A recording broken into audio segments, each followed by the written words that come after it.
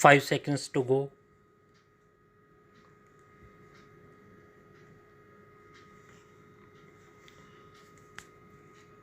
Start. As our chairman reminded you, our neighbors now are all the countries of the world, so that we cannot relate our foreign policy just to a few countries around us, but have to think of practically every country in the world and take into consideration all the possible areas of conflict, trade, economic interest, etc. It has been recognized now that if there is a conflict on a big scale anywhere in the world, it is apt to spread all over the world. That is, war has become indivisible, and therefore peace is indivisible. Therefore, our foreign policy cannot limit itself to the nearby countries. Nevertheless, the nearby countries always have a special interest in one another, and India must inevitably think in terms of her relations with the countries bordering her by land and sea. What are these countries? If you start from the left, Pakistan, I would also include Afghanistan, although it does not touch India's borders, Tibet and China, Nepal, Burma, Indonesia, and Ceylon. In regard to Pakistan, position has been a very peculiar one owing to the way Pakistan was formed, and India was upset, that you all know, but something much deeper, and that is a complete emotional upset of all the people in India and Pakistan because of this. It is a very difficult thing to deal with, a psychological thing which cannot be dealt with superficially. A year and a half or more has passed, and there is no doubt at all that our relations have improved and are improving. There is also no doubt at all in my mind that it is inevitable for India and Pakistan to have close relations sometime or other in the future. I cannot state when this will take place, but situated as we are with all our past, we cannot really be just indifferent neighbors.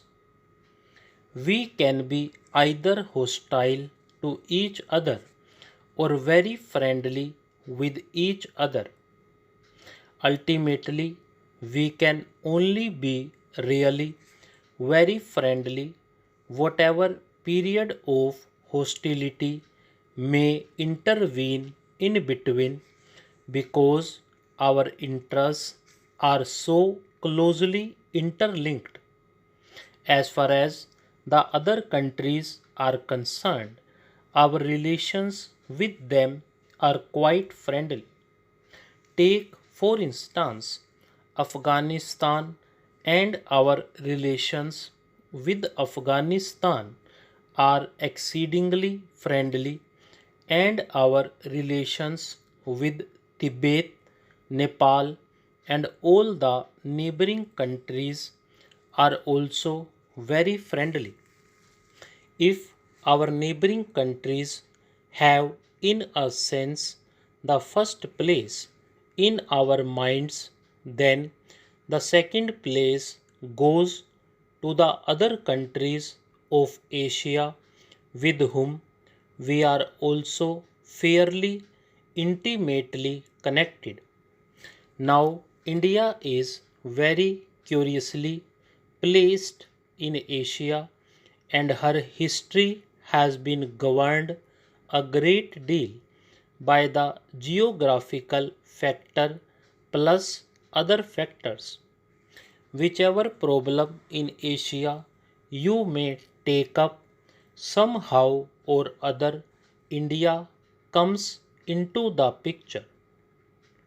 Whether you think in terms of China or the Middle East or Southeast Asia, India immediately comes into the picture. It is so situated that because of past history, traditions, etc., in regard to any major problem of a country or group of countries of Asia, India has to be considered. Whether it is a problem of defense or trade or industry or economic policy, India cannot be ignored. She cannot be ignored because, as I said, her geographical position is a compelling reason. She cannot be ignored also because of her actual or potential power and resources. Therefore, whatever our own views may be by virtue of her practical position and other reasons, India is bound to play an important part in Asia, whether it is Western Asia or the far east of Southeast Asia.